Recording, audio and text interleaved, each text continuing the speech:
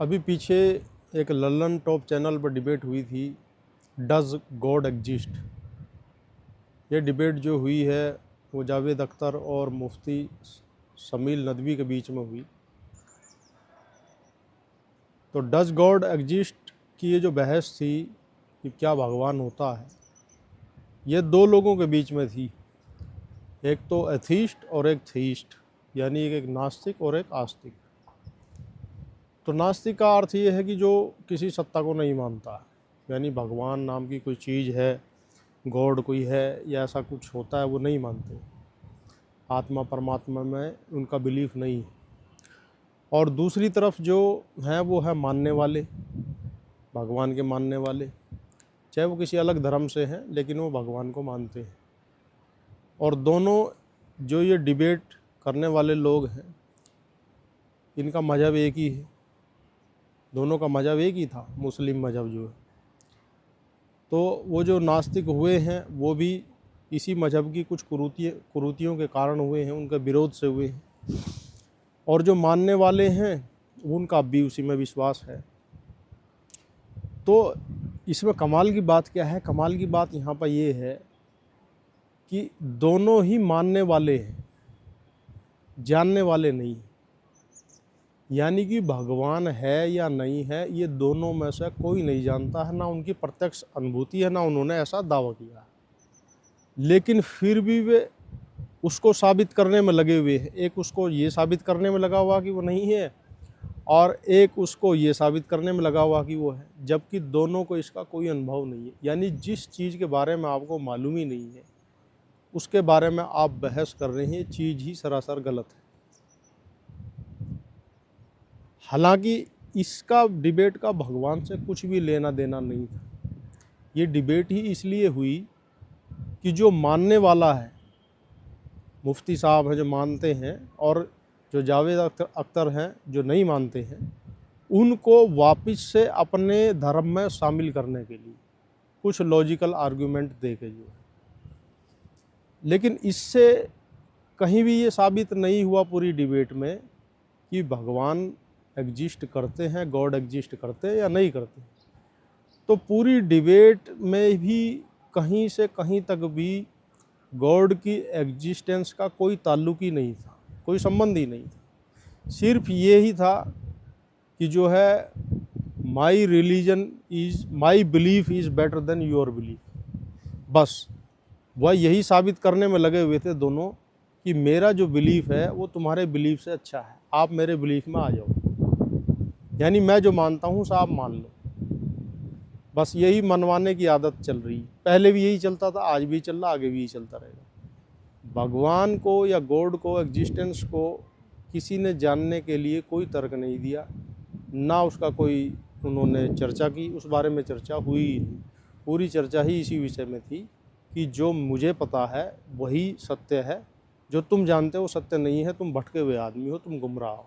तो इसीलिए इस डिबेट का भगवान से कुछ भी लेना देना नहीं था। हालांकि मैं दोनों से एक सवाल ज़रूर कर सकता हूँ कि अगर आप भगवान की अस्तित्व को साबित करने के लिए बैठे हैं कि गॉड है या नहीं, वो आप डिसाइड करोगे, जबकि आप खुद ये आर्गुमेंट दे रहे हैं कि सब चीज़ें कॉन्टीजेंट है, वो दूसरे पे निर्भर करती है।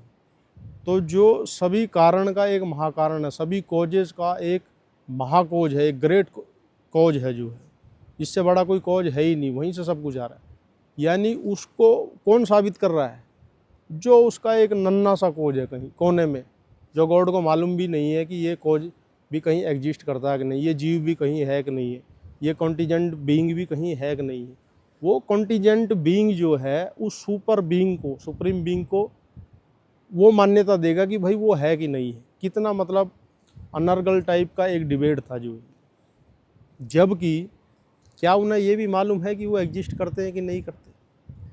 अगर आपको एग्जिस्टेंस का सबूत देना है तो आप अपनी एग्जिस्टेंस का सबूत दीजिए।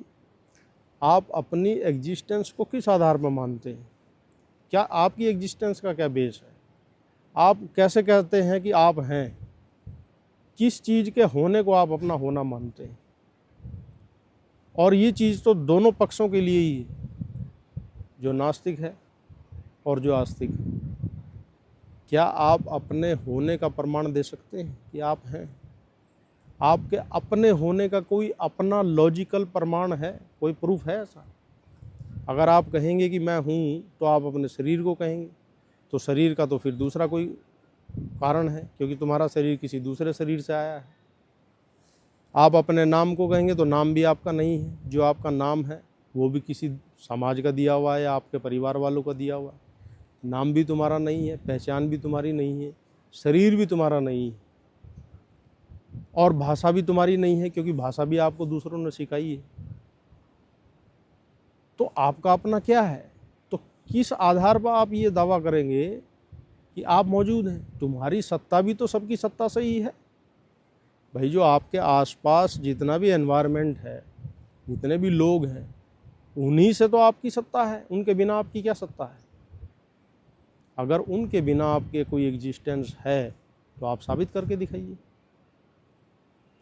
तो अगर आप ये प्रूव करने में लगे हैं कि गॉड है कि नहीं है, वो तो एक बेवकूफ़ाना हरकत है। सबसे पहले आप खुद को प्रूव करिए कि आप हैं या नहीं हैं, और आप अपना होना किन मायनों में मानते हैं कि आप हैं।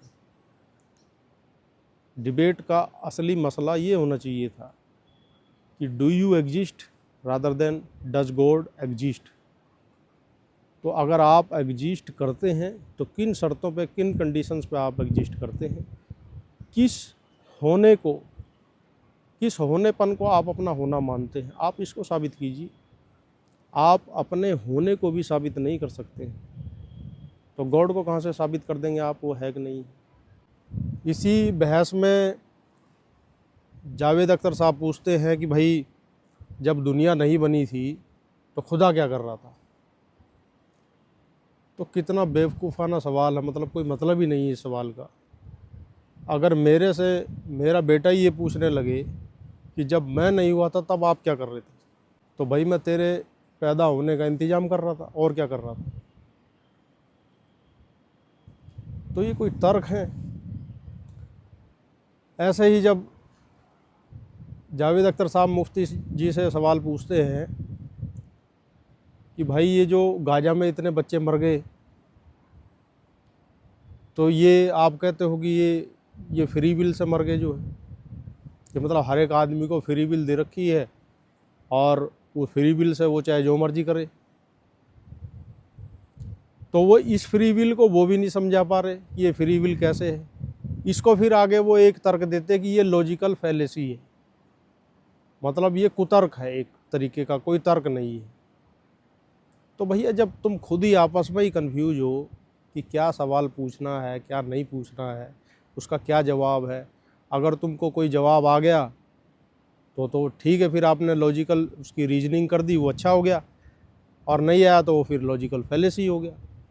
और जब आप खुद ही आर्ग्यूमेंट ऑफ कंटिजेंसी पर भी बहस कर रहे हो कि सब चीज़ें कॉन्टीजेंट है, इनका कोई कॉज है और कॉज का कोई इफ़ेक्ट है, इफ़ेक्ट का कॉज है, ये सिलसिला है, तो हर एक चीज़ जब यहाँ कॉज इफ़ेक्ट से हो रही है तो उसमें फ्री विल कहाँ से आ गई?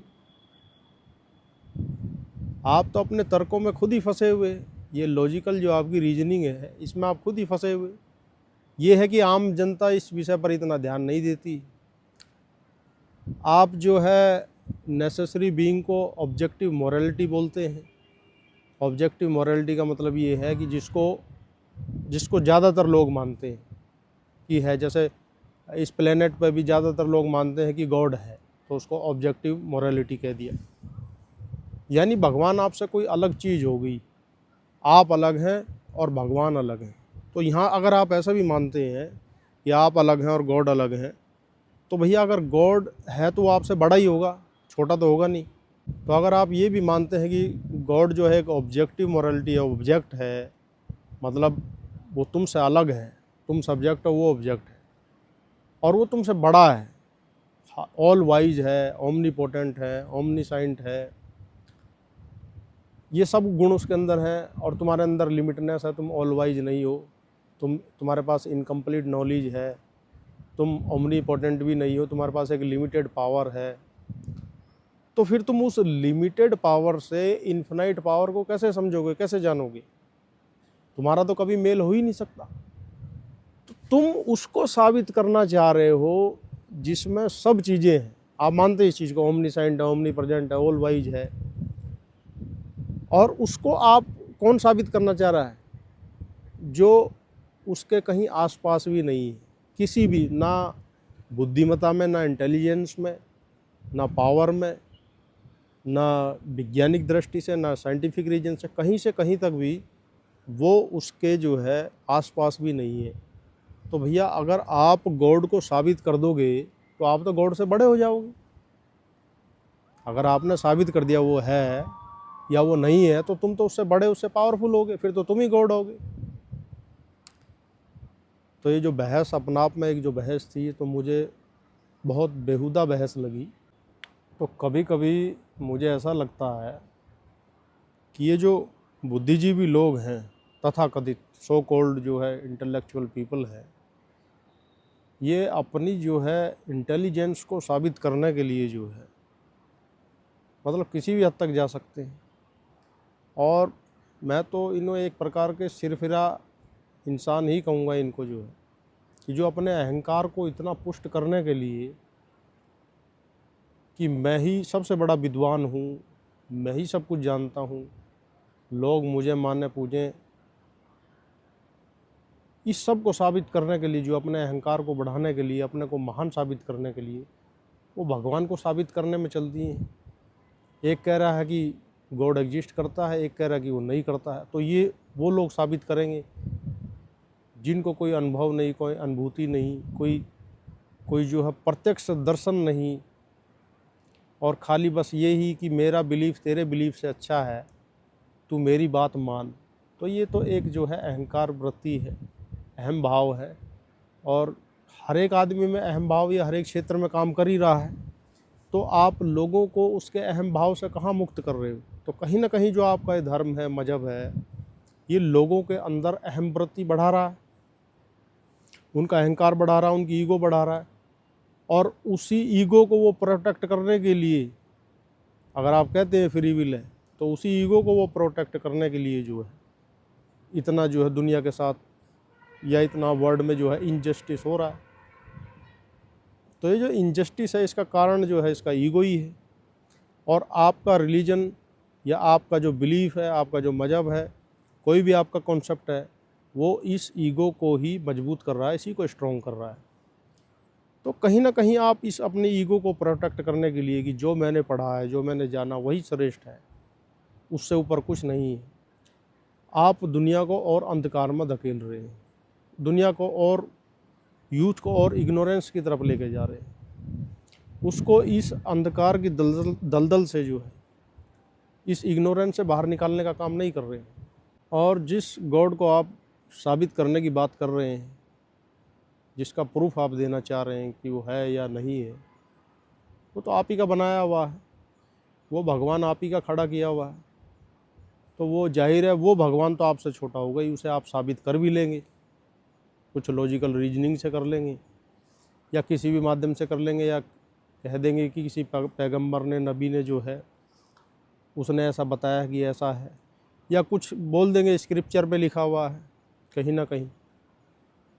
लेकिन इससे तुम्हारी बुद्धिमत्ता साबित नहीं होती, क्योंकि वो तो तुम क्या, कोई और भी कर देगा उसको। जो स्क्रिप्चर में लिखा हुआ है उसको तो कोई भी क्योट करके अपने को विद्वान साबित कर ही सकता है। इसमें आपकी तो कोई इंटेलिजेंस नहीं है, इसमें आपकी तो कोई मतलब कोई स्किल आपका तो नहीं है ही। अगर आपको साबित करना ही है तो खुद को कीजिए, अपने होने का दावा पेश कीजिए कि तुम्हारा दावा जो होने का तुम कर रहे हो, तुम अपने को जो कॉन्टिजेंट बीइंग कह रहे हो, जीव कह रहे हो, या इंसान कह रहे हो, कुछ भी कह रहे हो, वो किस आधार पर कह रहे हो? पहले अपनी खोज कीजिए। अगर आप स्वयं की खोज करोगे तो ही तो किसी नेसेसरी बीइंग की खोज होगी। क्योंकि अगर आप के अंदर कोई बीइंग है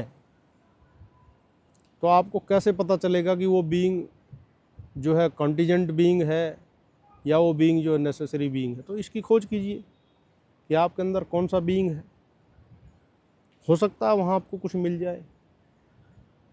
लेकिन इस डिबेट से ऐसा साबित करने से आपको लोगों ने मान भी लिया, तो उस मानने से भी तो क्या हो जाएगा, आप खुद अंधकार में हैं, अपने साथ लोगों को भी अंधकार में लेके जाओगे। तो आपके अंदर अगर ऐसी कोई इंटेलिजेंस है भी, आपका आईक्यू लेवल इतना हाई है भी, या कोई शक्ति पावर आपके अंदर दूसरों से ज़्यादा है, तो पहले खुद को जानने का प्रयास करो और तब गॉड के बारे में कोई जस्टिफिकेशन दो। क्योंकि जब तक आप गॉड को नहीं जानते हैं तो गॉड के बारे में कोई भी जस्टिफिकेशन देने का अधिकार आपको नहीं है। किसी भी स्क्रिप्चर या किसी शास्त्र के आधार पर आप गॉड को क्योट कर रहे हैं और लोगों को भटका रहे हैं, गुमराह कर रहे हैं, तो ये सबसे अपने आप में सबसे बड़ा पाप यही है। इससे बड़ा पाप कोई हो नहीं सकता जो है।